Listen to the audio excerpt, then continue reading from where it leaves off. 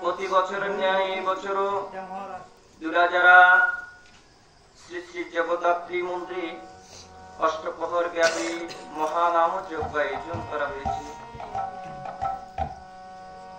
আমরা দিনরাত 24 ঘন্টা এবং অষ্টপ্রহর ব্যাপী নাম শ্রবণ করলাম। প্রদাকর্তা বলেছেন, একবার হরির নাম নিলে যত পাপ মরে, হরির জিভের সঙ্গে আছে তত পাপ মরে। তাই আমাদের সামনে শীতকাল, যদি শীতকাল আমরা গয়া কাশি গিয়ে তীর্থ করি, তার চেয়ে অধিক পূর্ণ হবে এই হরিবাস হয়ে মন প্রাণ সবকিছু দিয়ে যদি হরি নাম শ্রবণ করি। তাই আমরা হাজার কিছু টাকা পয়সা ধন দৌলত অনেক কিছু দান করি, কিন্তু দানে পুণ্য হয় তার চেয়ে অধিক পূর্ণ হবে যদি একবার হরি নাম নেই। কথা বলেছেন, আমাদের কন্যাদান, গোদান এবং নানান রকমের দান আছে, তার চেয়ে দানের পূর্ণ হয়, তার চেয়ে অধিক পূর্ণ হয় এ হরির নামে। প্রদাকর্তা বলেছেন,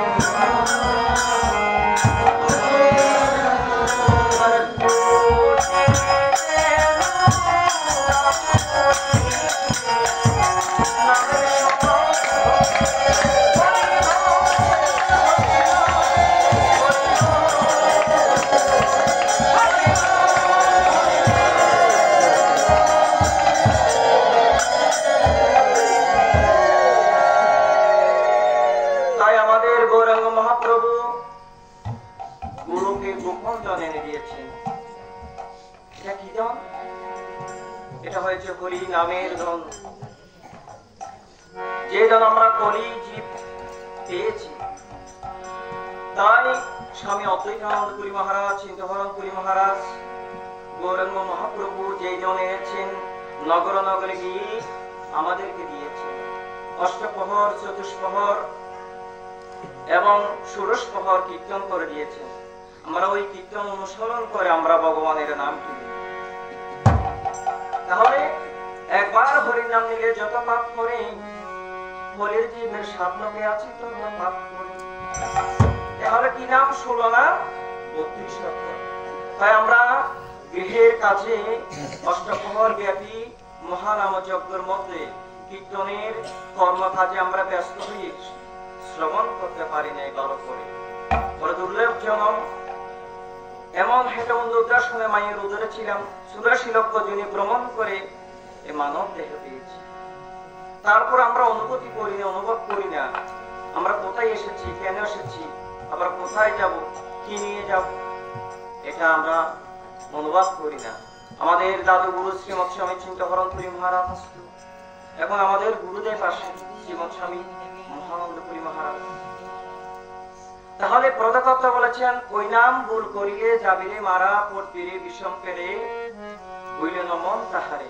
কি নাম? যেটা গুরু আমাদের কন্যায় দেয়, কানে দেয়। ওই নাম যদি আমরা ভুল করি, দীক্ষা নিলাম, দীক্ষার পর আমরা যেদিন নিয়েছি এদিন গুরুর থেকে শ্রবণ করে ঘরে বসে থাকলাম, এটা হবে না। প্রদাতা বলেছেন, ওই নাম ভুল করিলে যাবিরে মারা, পড়বিরে বিষম পেরে, বইলে নমন তাহারে। তাহলে কি ফল দিয়েছি, কি ফল দিয়েছে আমাদের গুরুদেব? এটা হয়েছেন 20 মন্ত্র।